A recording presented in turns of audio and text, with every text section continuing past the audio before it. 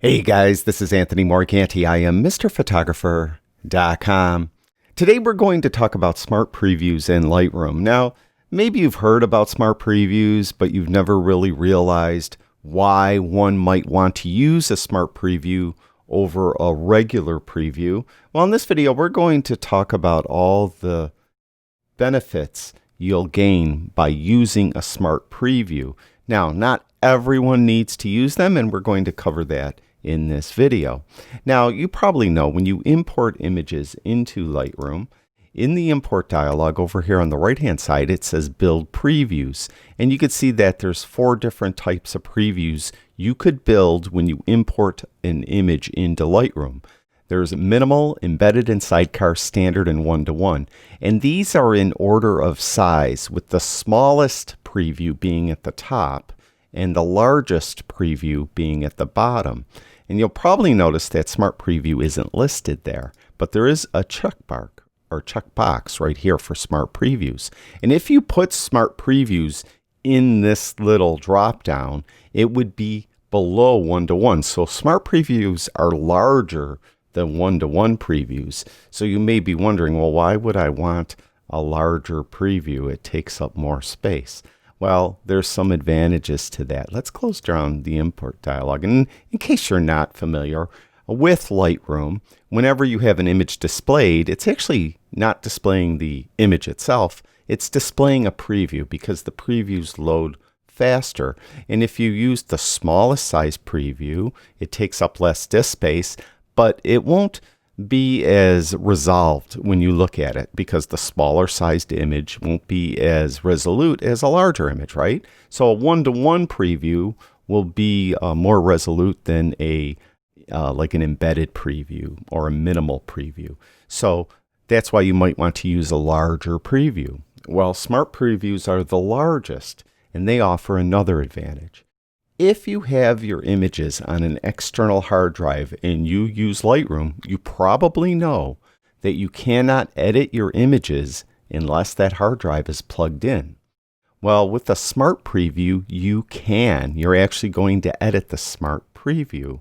And then you could plug in your hard drive, and once Lightroom recognizes the hard drive, any edits you did are applied to the actual image. So you could work on images that aren't on your system, all right? And that's having them on the external hard drive.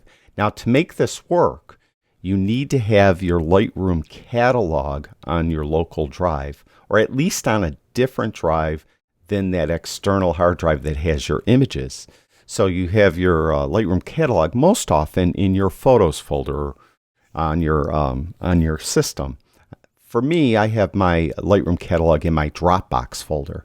I have it there because then it syncs with the cloud, and I back up my catalog automatically to the cloud.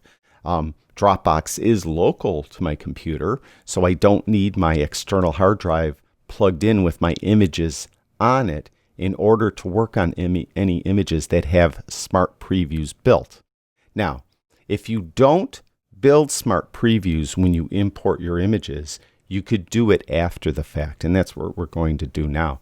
Now, I have 4 images down here, and the first 2 I didn't edit at all, and the last 2 I did edit. All right, so I did an edit on this, and I did an edit on this, but none of them have smart previews. So if I were right now to detach my hard drive that contains these images, my external hard drive, I won't be able to edit these.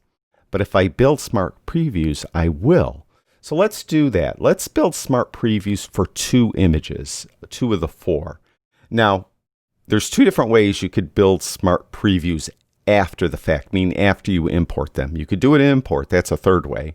But one way is just click on the image down here in the film strip, and then from the develop module, see right here where it says original photo, just click on that, and it will say build smart preview. And then you could build the smart preview for the image that is active, this image here. Now I just canceled out of that. I'll show you the other way. The other way is from the library module. And from the library module, you could do more than one image. So what I'm going to do is I'm going to build a smart preview for this first unprocessed image and for this third image in the film strip, which is processed. So I'll select both of those.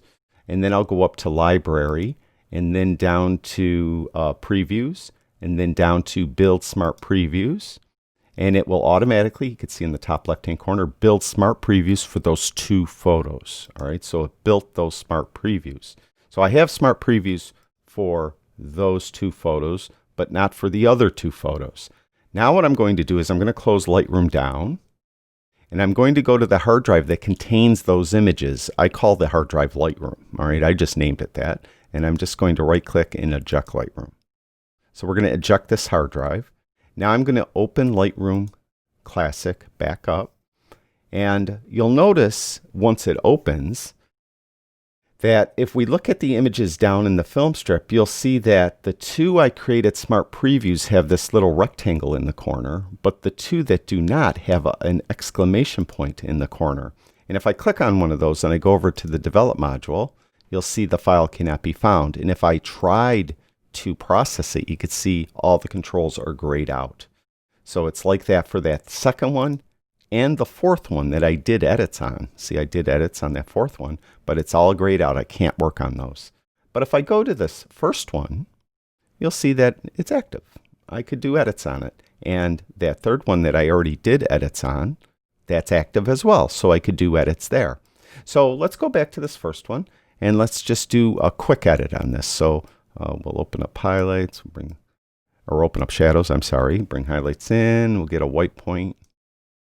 I'm just going to go very quickly, nothing super special here, okay? We'll go to the tone curve maybe, and we'll go to the darks, bring that up a little bit more, bring that down a little bit more. Go to the HSL color, I want to go to saturation, add a little yellow, add a little orange.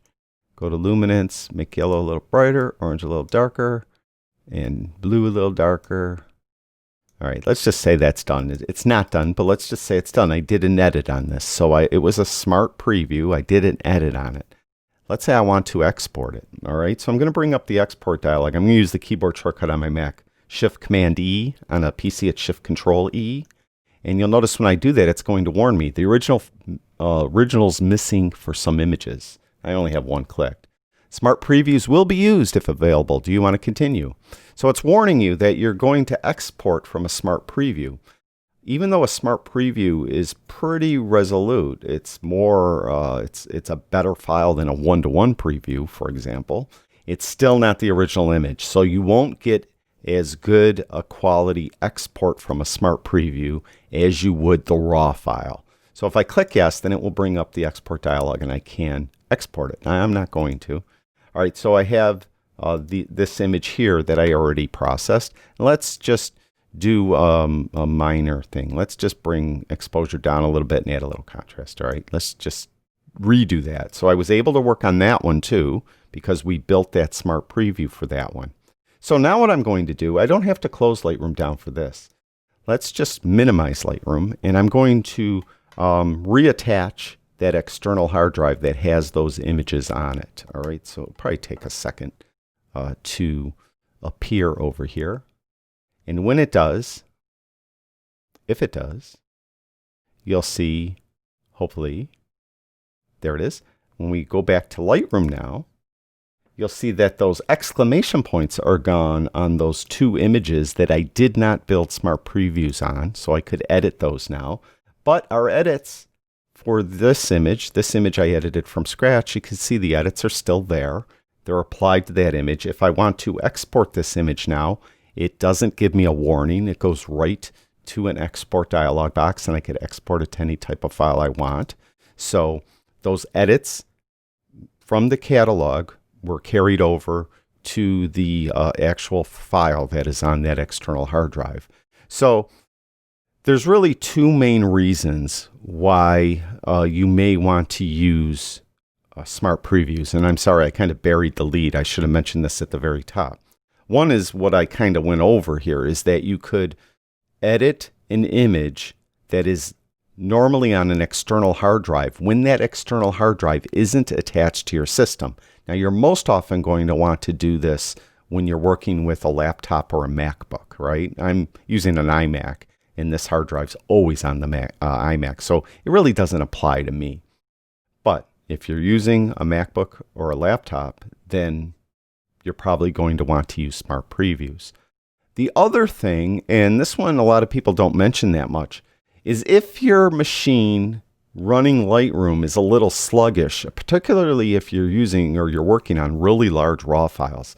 These 4 images happen to be from a Sony A7R4, and those, it's a 62 megapixel camera, something like that. So the RAW files are really large, and my system's okay, but on some systems it might really lag or be really slow, especially if you're using brushes and graduated filters.